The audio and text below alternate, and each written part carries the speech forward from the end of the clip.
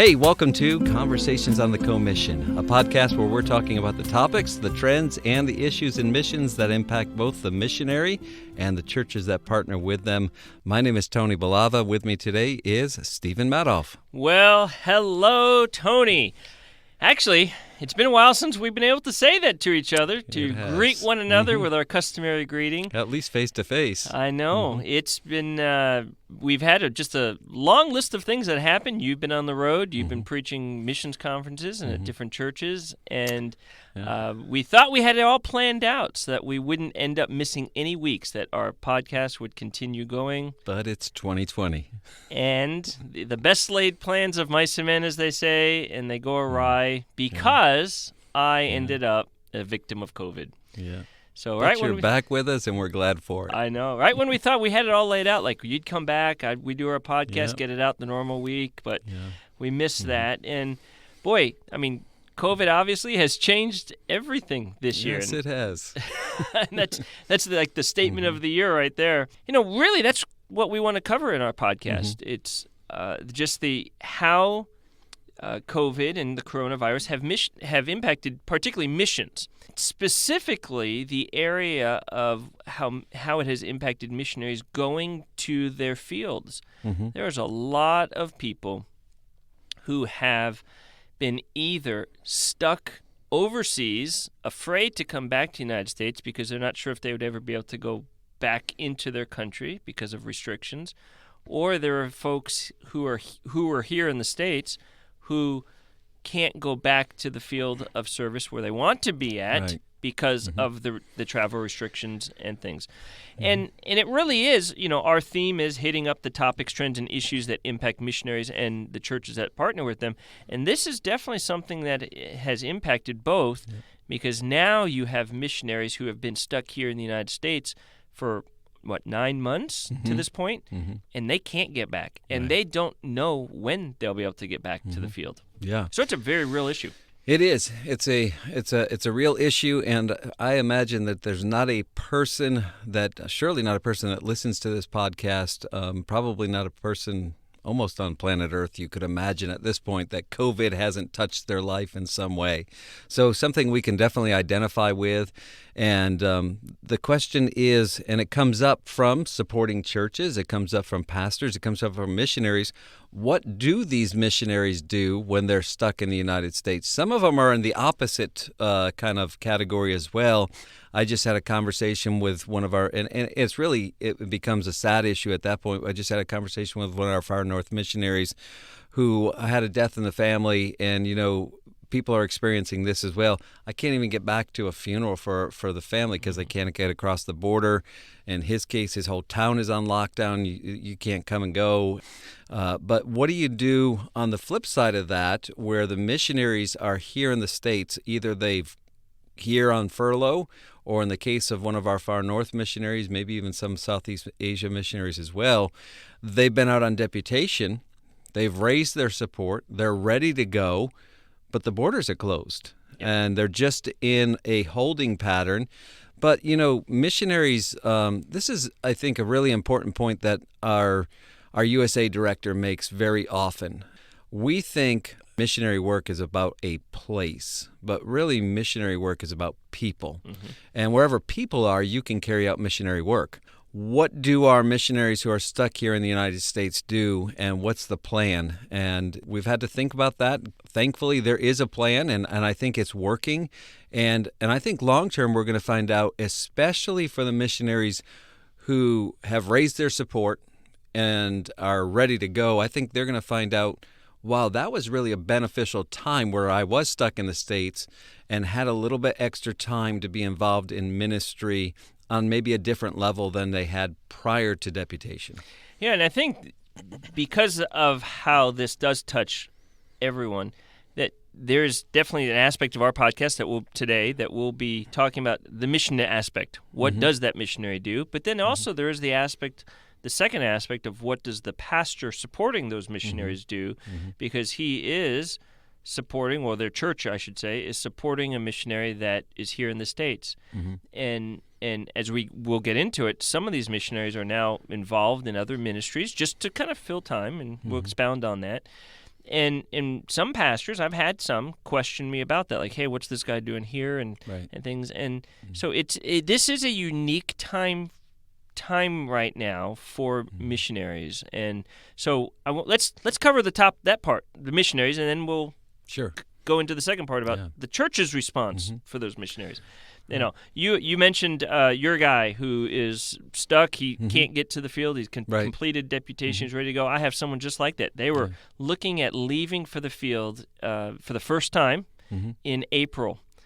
But right when obviously most things shut down in March, and particularly in Southeast Asia, it was even happening in February, because we had my first trip was canceled in February in that region. And so things were beginning to lock down a bit more, and this family just found themselves stuck, and they've been stuck. So they don't even know when they'll be able to get their paperwork, visas processed, which we thought it was going to be something they could do, but no one is processing immigration papers right now. And so it's like, sorry, there's literally nothing that we can tell them to do as far as getting overseas right now at this moment. Well, it's an interesting time. It's unprecedented time. Our general director and president says that often. Dr. Snyder, you often hear him say these are unprecedented times, and they surely are, especially as far as modern-day missions go. Another thing that kind of is in the mix with us in the far north is not only do we deal with immigration, but we deal with a window of time where it is feasible because of the weather for missionaries to move to the area they're going to. In other words, you don't move to Greenland or northern Canada or Alaska in January, February, March, December, November. There is literally, especially if you're looking at a place like Greenland, there is a very, very small window of time where it's really feasible to get in there, get your feet on the ground, do everything you got to do to get yourself established, get a house or a place to live, and do all the paperwork. And so you're not only dealing with the immigration aspect of that, but then also how does it line back up, and how do we make everything line back up with that window that we have to get you in because of the climate that we deal with, the weather in the far north. So that's just another interesting thing that is happening. And but I do think that there are some really good plans, and some of our missionaries have taken initiative on their own to do some things. And as a mission board, we've come up with, I think, some really helpful things to keep people busy in ministry, not just kind of just spinning their wheels and just doing things. But I think, like I said, over time, it's going to help church planting and ministries here in the United States. And the stronger our churches here in the United States, the greater our workforce will become, more missionaries called out of stronger churches. And I believe that churches will come out of this stronger, and we'll see more missions dollars come in the long term. I really believe that this is one of those times where we all know Romans 8:28, and we can wonder, but I honestly think if we really just trust God for it, we're going to see great things come out of this in the future. And I think that our missionaries are going to benefit, and our local churches here in the United States are going to benefit. Our missionary trying to get to his field in the far north, and actually was going to go to language school first. What he's going to do is he's going to go back to his sending church with the blessing of his pastor. He's not going to draw a salary from the church, but he's going to come on and work full-time in that church, and let his supporting churches know that as well, and let them know that this is going to be a time of not only where he's going to be helping his sending church, which I think is a really great opportunity, but also he's going to gain some practical experience in a new light as a missionary's come back off, his finishing up deputation, and I think he's going to come out stronger for it, and it's really going to benefit him long-term in the ministry, and it's going to benefit his local church because they have that extra help there dedicated for that time. At my count, there's 9 families that I have of my Southeast Asia, South Pacific mission families that are stuck in the United States. And so, of course, when we were realizing that this was going to go months and months and months, our mindset switched to, okay, what do you guys do now while you're here? One of the things that, and it alludes to what you just said, one of the things that most have done is plug in with their sending church Mm-hmm. to be involved. I mean, to think about it, what a great benefit that is, because they just get to reconnect on a very personal, intimate level with them. The people get to reconnect with them, but we're keeping them busy. It's like, hey, you don't need to take, like you said, a salary from that church. Right. You're fully supported. You've been on the field, so you have income coming in, income to do ministry. No, you can't. You physically cannot minister to where you kind of put on your prayer card. Right. But it doesn't mean you stop ministering. You still do. This is not vacation year. This is not just rest and relax. This is, hey, keep busy. There's still people here to minister to. And so we have a lot that have plugged in with their sending church, and what a benefit it has been. The other thing kind of off of that is to plug in with a supporting church, because sometimes there's, supporting churches are maybe smaller, may not have the resources as far as staff or personnel, so they could sure use any hand that comes in. And so when you have a missionary that's supported and they come and say, hey, we have this time, we're stuck, we want to help you, and it may be we help you for 3 weeks, we'll help them whatever we can, and then they go to another supporting church. I have one family that is doing that. They're kind of like free agents. It's like, hey, let's just go and help whoever needs help. So, hey, we can help for a while here, and we can do whatever you need to be done as far as physical labor, ministerial labor, whatever you need. And then we'll help you for 3 weeks, and then we'll go to another church and help them for 3 weeks. And what a blessing that is to be able to connect with these supporting churches and be busy doing the work of the ministry. As you were speaking about that, I was thinking about some of the previous podcasts we've had, and where we focused on how important it is to build relationships with your sending church, the people in your sending church, with your supporting churches. And you can see, obviously, that these missionaries that are back either at their sending church or especially at a supporting church, even that maybe 3 or 4 weeks here and there, they're building long-term, lifelong relationships that I think, again, it's going to benefit in the long term the work and the ministry of missions around the world. And, you and I both are actually involved right now in helping a church in the Tennessee area that happens to be without a pastor. And they've told me several times, they've probably shared this with you as well, that they had a missionary who came in, they were in a building project, and, just said, hey, I'll come help you. And I think it was like 3 or 4 weeks and just set up shop there. And they still talk about that missionary and how he helped and how thankful they were. There was another young man that I know very, very well who spent some time there and helped them as a college student whose future is missions, and he's looking to go into missions.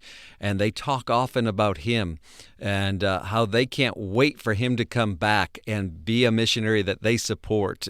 He actually visited the church with me recently, and they've told him, hey, we're ready for you to come back. We want to support you, because they've built that relationship. And it really just kind of reinforces what we've spoken about before.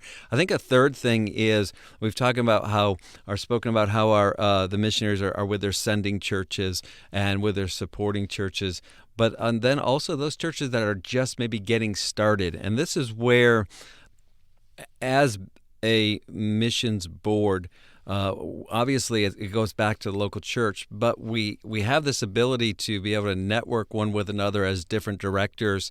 And one of the keys is to be able to have a man like Bob Larson, our USA director, and say, hey, Brother Bob, what churches, I've got a missionary stuck in this state or in this state, in this state, where could one of our missionaries who can't get back to the field go and help a starting church? And what an awesome opportunity and blessing. Think about this. You're going to be involved in a church start before you even get to the field and have to do it yourself. Exactly. And feet on the ground, you couldn't get more practical training. And what a blessing to that church planter who is in his place of calling, because he's not restricted by the COVID, because he can't move because of COVID. He's there. And how that's going to be again, a team effort and working together. One of the things we focus on is partnering churches and missionaries. And you can just see how I believe there's a reason why the Lord put a focus on sending people out 2 by 2. And Paul uses the term striving together. And this has been a time, I think, where hopefully we've learned and are learning, it's time to put aside some of the stuff that maybe kept us apart, and we can work together. And I, I'm not just I am a glass is half full kind of guy. That's just me. I never see the glass half empty. But I truly believe that the Lord is going to bring us out of this much stronger. Now, let me put a little caveat on that. If he tarries in his coming, because I truly believe he's coming very, very, very soon. But if he tarries, and these are just exciting days. I think we are living through some of the most exciting days, and it's such a great time to be a Christian. And there's just so much opportunity for ministry. Yes, you can look at the negative. Well, the borders are closed. I know. Personally, I'm frustrated often. I can't get to the far north. I can't get across the border and get into Canada. I could probably go to Alaska if I was willing to do lots and lots of quarantine there and back here. There's no way I can get into Greenland. That's this lockdown. Same thing with you, Southeast Asia. If you focus on just where I can't get, yeah, you're going to get discouraged. But if you can say, you know what? The Lord has done this. He's in control. He's not surprised by this. So what does he want me to do in this? And my wife and I have spoken about this often. One of the things that I do here is not just Far North Director, but Media Director. And there have been a ton of media videos that have been produced, other media type things we just came out of, and we're going to talk about in a podcast coming up, our candidate school, and that was all done virtually. And that was definitely a team effort that put that together. But I'm going to tell you what, had I been doing what I would do in the far north, I could not have been involved in putting together a virtual candidate school. So the Lord is really providing. If we will look for opportunities to work in the harvest field, it's not going to take long for the Lord of the harvest to show us what we're supposed to be doing. And that's definitely one of the things I think it's been exciting for me to watch with and work with my missionary families that are here, is that they have that heart. They don't want to just sit around. They could somewhat, get away with it in a sense, but they don't want to. They want to work. They want to be involved in people's lives. They want to be preaching. They want to be communicating God's truth in some form or fashion. And that to me has been really encouraging. One of my families has moved out to the Pacific Northwest, to Montana, and is plugged in with a church planner out there and a ministry out there to get involved in a camp ministry that's there and to help with that church and in just any number of ways. And to me, that's exciting because they could technically have just stayed at home, just said that they're helping their home church by just being there, by their mere presence. But they have a desire. So they're like, hey, well, let's move to the Pacific Northwest and get involved. And that's the exciting thing. That's one of the things that I think is just, it has excited me, is to see that heart for just, hey, you said it in the beginning, it's not the geography. Right. It's not the geography, and we do falsely think of missions just as geography or countries or cities, but it is people. And I must have said, if I had $1 for every time I've said it to my missionaries during this time, it's like there are people everywhere to minister to. You don't need to be overseas to minister to people. You can minister if you're at home. You can minister in another community around the area. And they know that. Thankfully, they have that heart. It's not like you have to convince them of it. And that's been exciting because there are people, wonderful people, who have a heart to serve the Lord, represent Him, and do whatever they can. Well, let's switch it over now to talk about the churches. And how should a church, what do they consider this of these missionaries who are stuck here? And I raise that because I think our conversation about this started because I had received a phone call from a pastor going, hey, what's this guy doing? When's he going to go to the field? And I remember talking with you and saying to you, hey, I think this actually would be a good topic for a podcast because there just was somewhat this, and I use the word, and I really do mean it in the right way, in ignorance about what missionaries are doing now. They just recognize missionary X that they support for country Y is not in country Y, so what's going on? And I think pastors need to obviously have some patience. People literally are stuck. Right. Right. They are stuck. Nothing they can do to get to the field. You mentioned just how my region is closed up. I have 35 countries that I oversee and take notice of. 34 of those 35 countries are closed. Closed meaning totally restricted. Foreigners cannot come in, or requiring a 2-week quarantine at your own expense. You cannot leave, so on and so forth. And so it's just, you can't do anything. And so there's just that kind of education. Missionaries don't want to be here. They're not lounging around. They're stuck. And so pastors and churches have to just have that understanding and awareness of it. Yeah. And you know what? Most of the pastors are patient, but they do want to know. They do want to know, hey, I'm investing every month. Where's my investment going? And that's Absolutely. legitimate. Absolutely. Mm-hmm. And, I would hope that as pastors learn about and they're reading the prayer letters of the missionaries that are mentioning, I'm stuck right now. I can't get to the country that I'm trying to. And by the way, I've not spoken to a single missionary who says, oh, boy, I'm glad I'm stuck because I was hoping I couldn't get back or I was hoping I couldn't get there and I wasn't really looking forward to it. All of them are like, if the border opens tomorrow, I'm going tomorrow. But they are stuck. And as missionaries are sending out those prayer letters, communicating, this is a really important time for missionaries to be not just sending a prayer letter, but maybe you text a pastor, and maybe your form of communication with them is you pick up the phone and call them. However, you've made that connection with the pastor, and everybody does that differently these days. But just let them know what's going on and where you're at. And I think it's really important to let them know the goal is still to get to the country that we've been called to. But in the meantime, here's what we're doing, and here's where your investment dollars are going. And I think if we're investing in missions because we want the gospel to go forth and we want God's kingdom to be built, we rejoice that missionaries, okay, they can't get to country A where they're called. I don't rejoice in that, but I do rejoice that I can still be a part in investing in what God's doing right here, right now, for such a time as this, I guess, and to be involved with helping other churches, because I think most pastors realized already, but I think this time is really reinforced in our minds, in the minds of pastors. Boy, we need more solid churches in the United States, more solid ministries. And if missionaries who can't get to the place that they've been called can help do that and then go, I think every bit of ministry, every aspect of ministry is stronger for it in the future. You've commented many times on the development and strength of churches post-COVID, like through COVID and beyond. Mm-hmm. Yeah. One truly thing that is happening, and I hear reports of this, are these churches on the foreign field where the missionary can't get to because, let's just say, missionary thought he was going to be gone for 9 months, 10 months back in the States for furlough. Mm-hmm. Okay, now that 10 months is now extended way beyond that.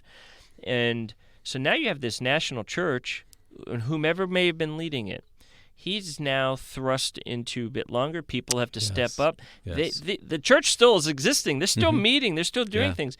And so it has actually probably created a fast growth development of that church. People are stepping up because they can't rely on the missionary. Mm-hmm. So I do think when missionaries come back, there's going to be an adjustment. But that's a good thing because now you have churches that have accelerated their growth. Mm-hmm. They learn not to depend on the missionary, and obviously I think there's got to be some, hey, did they learn bad habits or good habits and stuff? But there are things that are going to happen in the life of those folks in their own heart as a body of believers in whatever country they're in, that it's been good for them because they have had to truly call out unto the Lord. They've had to rally together, and we can't just rally around the missionary. We have to rally around the Lord and His Word, and let's make it through. That's a good thing. Mm-hmm. That's a good thing for the development health of those national churches on the field. Because, boy, none of them probably thought when they said goodbye to that missionary, and he thought, hey, I'm coming back in April of 2020, and now it's bled into December 2020, Sure. and he's still not on Yeah. the field. Well, they've had to make do for these last 8 months since that time, and they're doing it. They're still going. All the churches that my missionaries have, in a sense, left while they've been here in the States, none of those churches have closed. That means people are still meeting, people are still gathering, and no, they may not have great services every week, but even they're just learning praying together, and drawing closer to God as a congregation, and that's good for the church. That's good for the life of the church. Yeah, amen. As you speak about that, I think that, again, long term, it will accelerate that church becoming an autonomous church, and that is the goal of missions, right? To plant indigenous autonomous churches. And so that is a help.